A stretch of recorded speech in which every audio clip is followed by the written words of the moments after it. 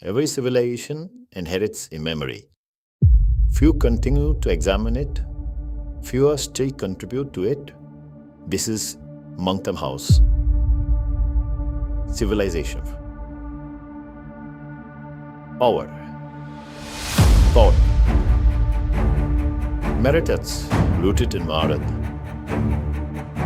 Sa digdya ya dimuktai.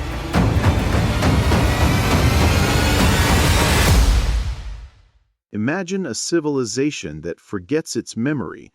Its monuments may still stand. Its institutions may continue to function. Its people may still inhabit the same land. And yet, something essential begins to disappear. Civilizations are often recognized by what can be seen: their monuments, their temples, their institutions, their achievements. Yet these visible expressions are not what sustain a civilization across generations. Just as a tree survives through roots hidden beneath the soil, a civilization survives through the memories it carries forward. Memories preserved in stories, in customs, in language, and in the texts that each generation chooses to remember, transmit, and engage. Civilizations do not inherit memory automatically. Each generation must find ways to carry it forward. Some of that memory survives in the language people continue to speak, some in rituals that connect the present to the past, some in customs that quietly shape everyday life, and some in texts that preserve ideas across centuries. These forms may appear ordinary, yet together they perform an extraordinary function. They allow a civilization to remember what it has learned, what it has valued, and what questions it has considered important enough to pass on. Long after the circumstances that first produced them have disappeared, these vessels continue to carry memory from one generation to the next. For generations, memory was carried forward through families, communities, and traditions. Stories were passed on, customs were preserved, and each generation remained connected to those that came before it. Today, the pace of change is unprecedented. Technology connects us instantly, information is everywhere, and societies are being transformed. Yet amidst this abundance, many people struggle to remain connected to the deeper sources of meaning that give life continuity and direction. Paradoxically, this age of unprecedented information has not always produced greater wisdom or deeper connection. Across many societies, anxiety, loneliness, and distrust continue to grow.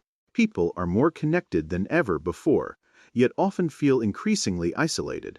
Information can tell us what is happening around us, but it cannot by itself answer the deeper questions of meaning, purpose, and belonging. This is why ancient texts continue to matter. Their value does not lie merely in their age, nor in the events they describe. They endure because they grapple with questions that every generation must confront. Information can tell us what is happening around us. Wisdom asks how we should understand it, and how we should respond. Civilisational texts remain relevant because they help us think about those deeper questions. Yet many people encounter civilisational texts only in fragments. A single episode, a familiar character, a quotation taken out of context, or a debate shaped by contemporary concerns. Gradually, the whole becomes obscured by isolated pieces. What was once a complex conversation about human conduct, responsibility, and social order has often reduced to stereotypes, assumptions, or competing narratives. In the process, much of the text itself remains unexplored. The significance of civilisational texts lies not only in the stories they tell, but in the questions they continue to preserve. Every generation confronts questions of duty, responsibility, leadership, justice, and human conduct. Circumstances change, institutions change, even societies change, yet these concerns remain. The enduring value of such texts is that they keep these questions alive, inviting each generation to think through them anew. India's civilisational inheritance is remarkable, not merely for its age, but for its continuity. Across centuries, epics, philosophies, scriptures, and literary traditions have remained part of living cultural memory. They have survived political change, social transformation, and the passage of time. Their endurance suggests that successive generations continue to find within them something worth preserving and passing on. The survival of a text is undoubtedly an achievement. It reflects the care, devotion, and commitment of countless generations. Yet preservation alone does not tell us why a text continues to matter. A work may remain physically present, while much of its deeper significance remains unexplored. This raises an important question. Is it enough merely to preserve a text, or must we also learn how to examine it? The difference may appear subtle, yet its implications are profound.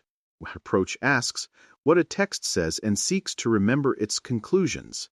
The other asks what the text is doing, what patterns it reveals, and what questions it is inviting us to consider.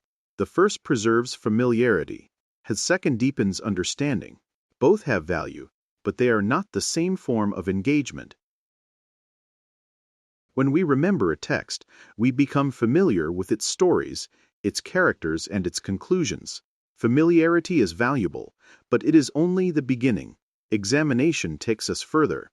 It helps us understand how a text is structured, what patterns connect its parts, and what deeper questions it is exploring. The movement from familiarity to insight begins when remembrance is joined by inquiry. A text remains alive not simply because it is preserved, but because it continues to generate conversation. When repetition becomes the only mode of engagement, a text gradually risks becoming ceremonial. Its words survive, yet its deeper possibilities remain unexplored. Inquiry changes that relationship. It invites readers to ask questions, discover new layers of meaning, and participate in an ongoing conversation across generations. Familiarity can sometimes create the impression that a text has already been understood.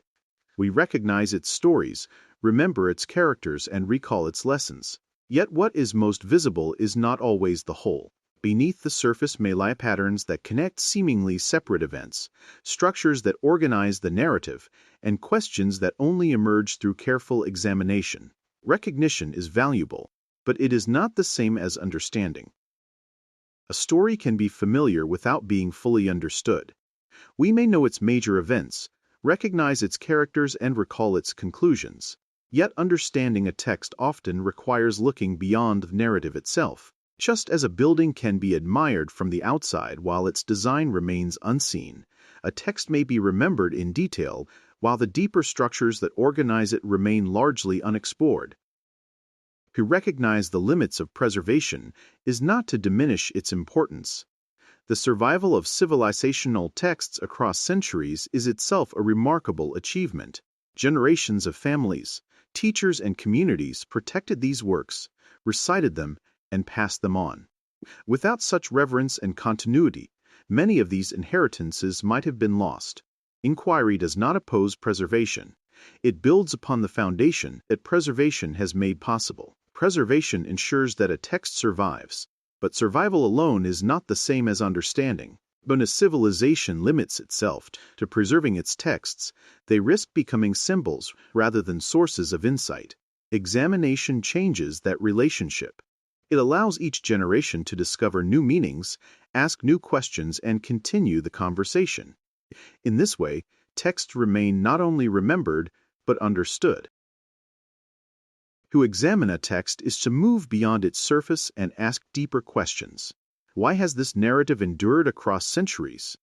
What concerns does it return to again and again? What patterns emerge when we step back and view it as a whole? Such questions shift our attention from isolated episodes to underlying structures. They help us discover not only what a text says, but what it is trying to preserve and communicate across generations. Our age is defined by unprecedented access to information. We can know more, faster, and from more sources than any generation before us. Yet information often arrives in fragments, detached from the larger contexts that give it meaning. Reflection requires something different. It asks us to slow down, connect the pieces, and consider the wider patterns that shape human experience. Civilisational texts invite a different way of thinking.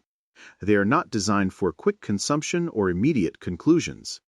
They reward patience, sustained engagement, and repeated reflection. Rather than rushing us toward answers, they encourage us to remain with important questions long enough for deeper understanding to emerge. In doing so, they cultivate habits of thought that are increasingly rare in an age of constant distraction. Every generation confronts uncertainty in its own form.